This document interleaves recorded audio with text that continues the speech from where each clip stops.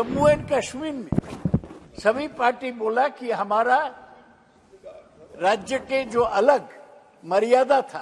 आपकी पार्टी क्या बोल रही है?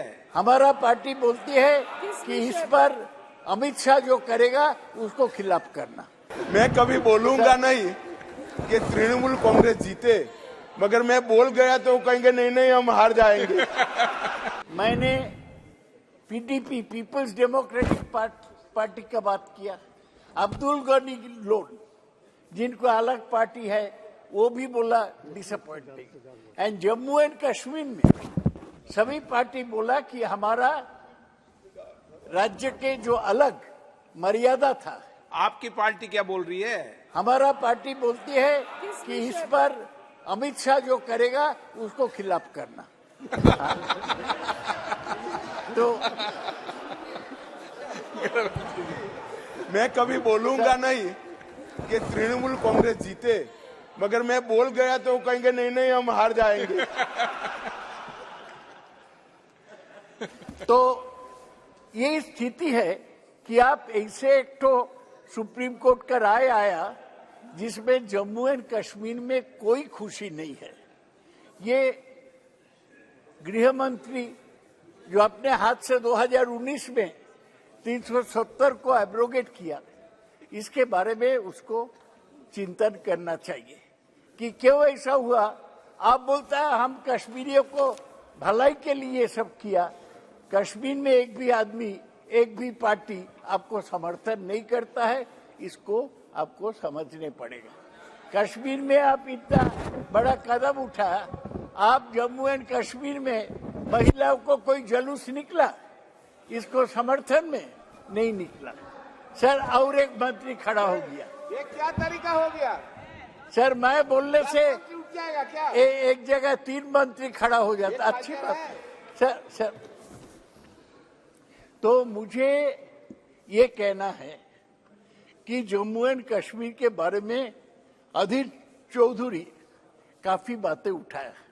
उन्होंने उठाया कि लद्दाख के साथ जो अक्साई चीन है वो अभी चीन का कब्जा में है। अधीर चौधरी ये भाषा प्रयोग किया। उन्होंने बताया कि आप तो बड़े पहलवान हैं, चीन से अक्साई चीन छीन लो। काराकोरम हाईवे जो कश्मीर के बीच से जाता है वो अपना हाथ में ले लो। पीओके अगले दिन मंत्री जी जो फर्स्ट अमेंडमेंट लाया उसमें पीओके के लोगों के लिए 2 सीट अपने रिजर्व किया और पीओके से जो भाग के आए और कश्मीरी माइग्रेंट के लिए 2 सीट रिजर्व किया और पीओके के लिए 26 सीट वहां पर जम्मू कश्मीर असेंबली में खाली रहेगा, ये घोषणा किया गया। लेकिन कब पीओके हमारा आएगा? आपको बोलने से सर अमित शाह जी बोलते हैं ये नेहरू के समय चला गया था और हम श्यामा प्रसाद के रास्ता में चल के हम इसको उद्धार करेंगे। कब करेंगे?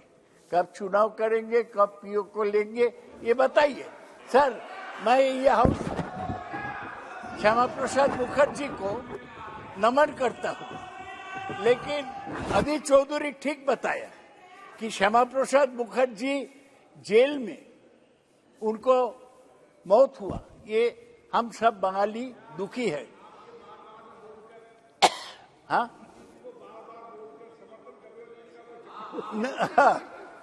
सर हम नमन करते हैं, लेकिन ये बात तो सही है आजादी के लड़ाई में श्यामा प्रसाद बाबू एक दिन के लिए भी जेल नहीं गए थे और वो एक तो श्यामा हक फजलुल हक से मिलके एक मंत्रिमंडल, वो मुस्लिम लीग थे, उससे मिलके एक मंत्रिमंडल चलाते थे। श्यामा प्रसाद बाबू कुछ अच्छा काम किए। वो एक ही स्लोगन देते थे, एक विधान, एक निशान, एक प्रधान होना चाहिए। तो आप तो श्यामा प्रसाद बाबू को ये चिंता को रूप दे रहे हैं, लेकिन मैं कहता हूं मैं जो आजादी के लड़ाई में जो जेल में नहीं किया उसको पूरा नमन नहीं करता हूं, आधा नमन करता हूं। आजादी के लड़ाई में जो जेल में गया वही असल नेता था। बीजेपी के लोग हिंदुत्व वाले जेल में नहीं गए। गुरु गोलवलकर 42 में बोल दिया कि कोई भारत छोड़ो आंदोलन में शामिल नहीं होंगे। ठीक है, जो आरएसएस करते हैं गुरु गोलवलकर को मानते हैं, हमें कोई आपत्ति नहीं। अध्यक्ष महोदय, मैं आग्रह करता हूं उनसे कि वह इतिहास पढ़ें, गलत तथ्यों को नहीं रखें। उस समय भारतीय जनता पार्टी नहीं थी, लेकिन जिस प्रकार से भारतीय जनता पार्टी का जो इरादा माननीय सदस्य यहाँ का नहीं, उसके बारे में विचार ऐसा इरादा और सोच रखने वाले आजादी की लड़ाई में बढ़ चढ़ कर व्यक्तिगत रूप से उनका आचरण व्यवहार और त्याग करते थे। उस समय भारतीय जनता पार्टी आरक्षण में बोलिए, लेकिन वह इतिहास को जाने, जिनके विषय में वह कोट कर रहे हैं उनके विषय में भी आप जानिए देश के प्रति और आजादी में क्या क्या उनका योगदान रहा है। रिकॉर्ड से निकाल दिया उसको। श्यामा प्रसाद बाबू का पॉलिटिक्स नहीं था, वो अच्छा। अरे श्यामा प्रसाद मुखर्जी पर डिबेट नहीं हो रही, आप महिलाओं पर डिबेट मिनिस्टर करो ना, थे, इंडस्ट्री मिनिस्टर बंगाल में। लेकिन उनका पॉलिटिक्स नहीं था, ठीक नहीं था। हम दुखी है कि कश्मीर के जेल में उसको मृत्यु हुआ। सर, आप ये जानते हैं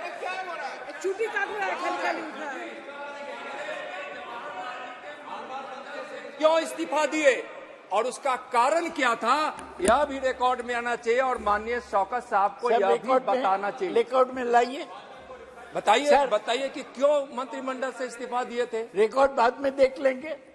सर, मुझे ये कहना है कि अमित शाह जी पहले से कह रहे हैं कि हमारे पार्टी का 3 स्लोगन था, राम मंदिर, कश्मीर में 370 बाद और यूनिफॉर्म सिविल कोड। एक राम मंदिर का ऑर्डर सुप्रीम कोर्ट से मिल गया, वो बन रहा है। कश्मीर भी अब कर पाए हैं, यूनिफॉर्म सिविल कोड भी इस पर वो जंप करेंगे, क्योंकि यही बीजेपी का कम्युनल बोले, सांप्रदायिक बोले, डिवाइसिव बोले एजेंडा है। हम इसको खिलाफ है, हम अकेला रहेंगे तब भी इसको खिलाफ करेंगे। सर हमको बोलने दिया जाए। इतने वरिष्ठ सदस्य क्या बोल रहे हैं? यूनिफॉर्म सिविल कोड हमारे संविधान निर्माताओं ने हमारे गाइडिंग प्रिंसिपल में रखी हुई बात, जिस चीज को आप जिसको भगवान मानते हैं वो जवाहरलाल नेहरू ने हमारे गाइडिंग प्रिंसिपल में रखा है, डायरेक्टिव प्रिंसिपल्स में रखा है। वो संविधान निर्माताओं ने रखा है कि आने वाले दिनों में देश के विधानमंडल और देश के संसद मंडल किस दिशा में चलने चाहिए। इसलिए ये इनको मालूम नहीं है कि वो क्या बोल रहे हैं। और इसी प्रकार से अगर बात करनी है तो इस विषय पर महोदय मैं चर्चा करने के लिए तैयार हूं, अगर इस विषय को आप अनुमति देते। अगर इसी तरह से बात करनी है तो जिन्होंने भारत को तोड़ा वो मोहम्मद अली जिन्ना किस पार्टी के नेता थे? किस पार्टी के नेता थे? और मान्यवर उस वक्त तो, आज इनको मालूम नहीं है, श्यामा प्रसाद बाबू न होते, उन्होंने भंग न करा होता तो आज पश्चिम बंगाल भारत का हिस्सा न होता। कांग्रेस की डिजाइन से तो पश्चिम बंगाल बांग्लादेश में चला गया होता, पाकिस्तान में चला गया होता। श्यामा प्रसाद बाबू थे जिन्होंने भंग करा, इसके कारण आज बचा हुआ बंगाल भारत का हिस्सा है। ये क्या इतिहास पढ़ा रहे हैं? मैंने इतनी विकृत दृष्टि से इतिहास का इंटरप्रिटेशन नहीं देखा है। दूसरा बंग केवल और केवल श्यामा प्रसाद मुखर्जी के कारण हुआ।